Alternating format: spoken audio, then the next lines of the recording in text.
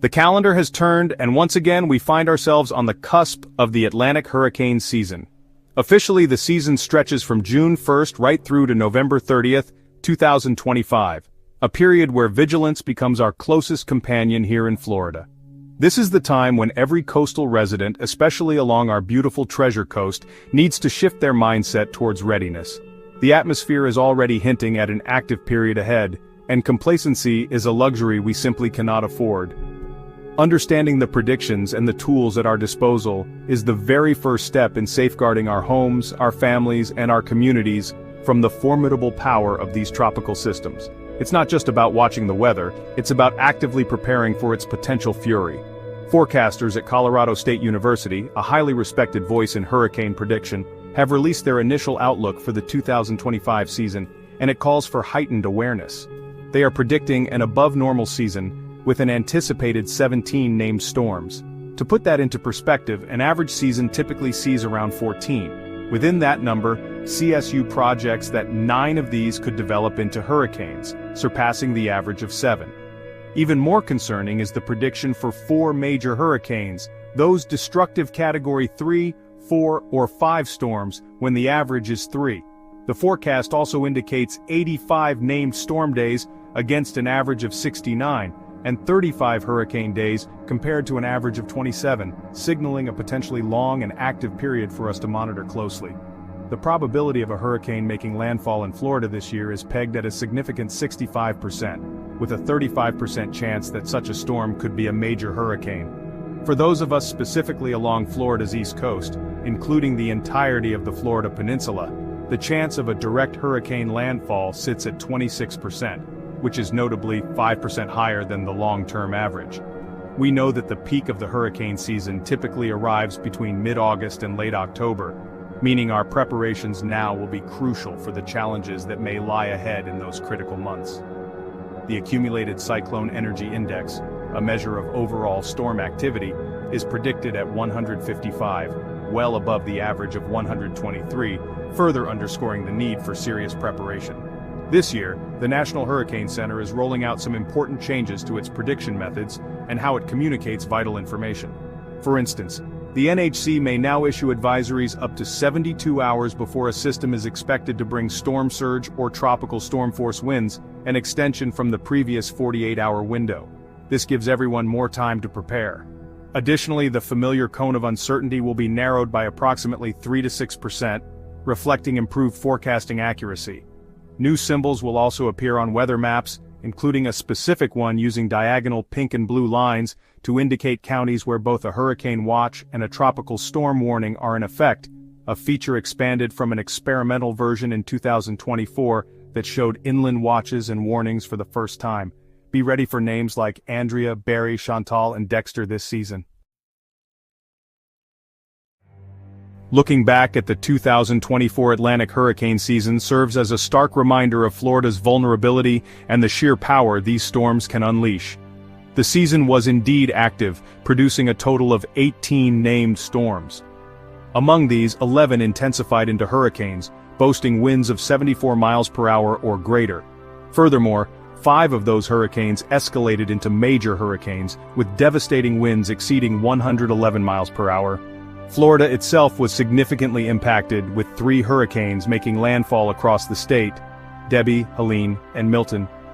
Each of these systems brought its own unique set of challenges, from wind damage and coastal erosion to widespread flooding, testing the resilience of communities from the Panhandle to the Peninsula. The impacts were widespread and deeply felt.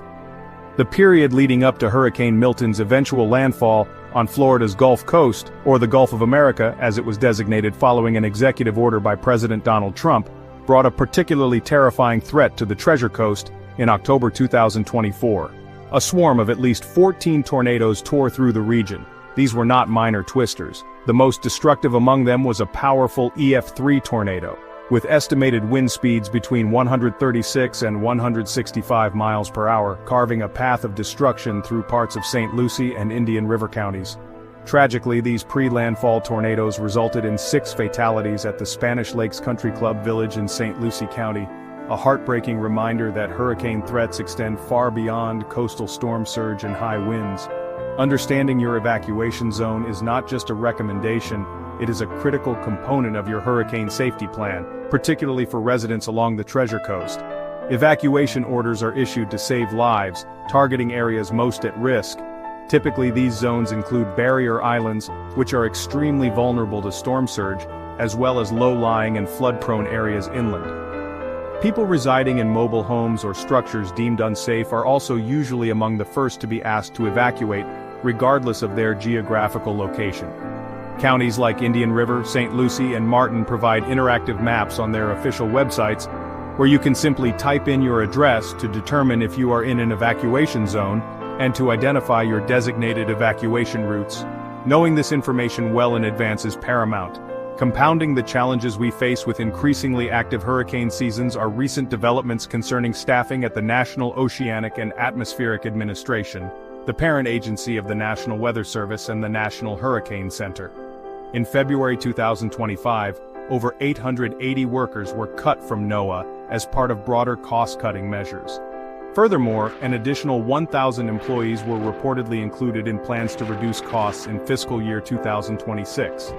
While the direct impact of these reductions on forecasting capabilities and emergency response is still being assessed, it undeniably places an even greater emphasis on individual and community preparedness. We must all take proactive steps to ensure we are ready, regardless of external factors, because Mother Nature certainly won't wait.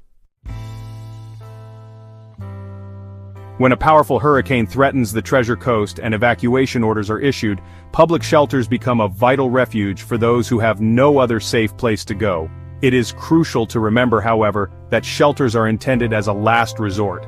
If you have the option to stay with friends or family in a non-evacuation zone, that is often a more comfortable choice. Across the Treasure Coast, there are a total of 39 designated hurricane shelters. Among these, specialized facilities are available, including 4 animal-friendly shelters, ensuring your pets can remain with you, and 3 shelters equipped to handle individuals with special medical needs. For those requiring special needs sheltering, pre-registration through county websites is highly recommended to ensure your specific requirements can be met efficiently upon arrival. In Martin County, residents have access to 10 public shelters. For individuals with special medical needs, Anderson Middle School, located at 7000 SE Atlantic Ridge Drive in Stuart, serves as the designated facility. Pet owners can find refuge with their animals at the Willoughby Learning Center, situated at 5150 SE Willoughby Bulb V, also in Stuart. Other general population shelters in Martin County include Port Salerno Elementary, Warfield Elementary, Jensen Beach Elementary, Palm City Elementary, J.D. Parker Elementary, Citrus Grove Elementary, Indiantown Middle School, and Jensen Beach High School. It's always wise to confirm the opening status of these shelters as a storm approaches, as availability can sometimes change based on the specific threat. St. Lucie County offers a total of 14 shelters to its residents. The Havert L. Fenn Center, at 2000 Virginia Avenue in Fort Pierce, is designated as the Special Needs Shelter. For those evacuating with pets, St. Lucie County provides 2 pet-friendly options: Fort Pierce Westwood High School at 1801 Panther Lane in Fort Pierce, and Treasure Coast High School, located at 1000 SW Darwin Boulevard in Port St. Lucie.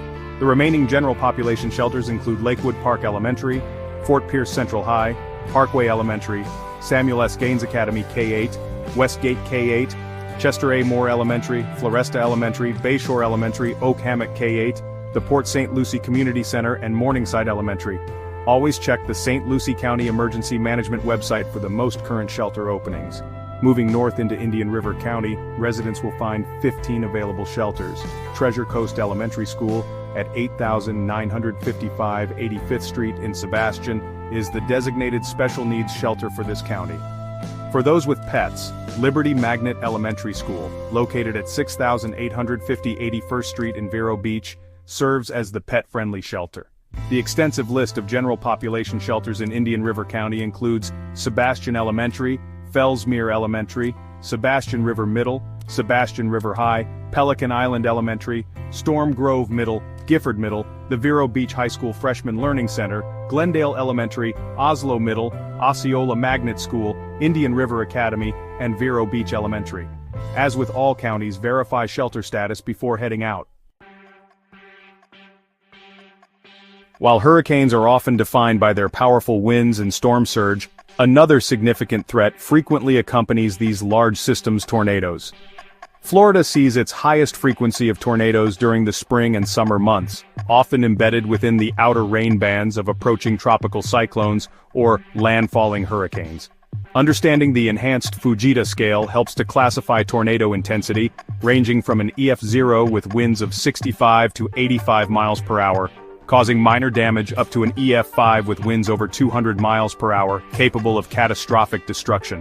St. Lucie County Public Safety Director Ron Guerrero strongly advises residents, particularly those in manufactured homes or flood-prone areas, to have a comprehensive storm emergency plan and well-stocked disaster kits ready long before any storm threat materializes, as tornadoes can develop rapidly. Recognizing tornado alerts is key to taking swift, life-saving action.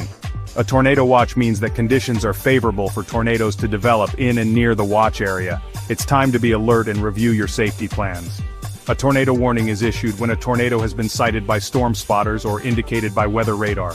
This means danger is imminent, and you must move immediately to an interior room on the lowest level of a sturdy building, staying away from windows. A tornado emergency indicates a violent tornado has touched down and poses a significant threat to life and property. In any warning situation, especially if you are in a mobile home, vehicle, or outdoors, seeking substantial shelter immediately is critical to your survival. During a tornado, your immediate actions can make all the difference. If you are in a house or sturdy building, go to a pre-designated safe room, such as a basement, storm cellar, or an interior room on the lowest floor with no windows. Closets or bathrooms can offer good protection. Shield your head and neck with your arms, a pillow, or even a helmet if available. If you are in a mobile home or vehicle, abandon it immediately and seek more substantial shelter. If no sturdy shelter is nearby, lie flat in a nearby ditch or culvert, covering your head with your hands. It is crucial not to stay outside. Remain near windows or doors. Wait to see or hear the tornado. Open windows. This is a myth and wastes precious time. Or seek shelter under a highway overpass, as these can become dangerous wind tunnels. Beyond specific tornado actions, comprehensive emergency preparedness is essential. This includes assembling an emergency kit with items like water, 1 gallon per person per day for several days, non-perishable food, a can opener, a flashlight with extra batteries, a first aid kit, medications, sanitation items, and a battery-powered or hand-crank radio, preferably a NOAA weather radio. Sign up for emergency alerts through ready.gov/alerts and your local county systems like Alert Martin, Alert Ste. Lucie, or Alert Indian River. Ensure your smartphone's wireless emergency alerts are enabled. For specific local guidance, always refer to your county's Emergency Operations Center. Indian River County EOC can be reached at 772-226-3900, St. Lucie County Division of Emergency Management at 772-462-8100, and Martin County EOC at 772-287-1652. Stay informed, stay prepared, and stay safe.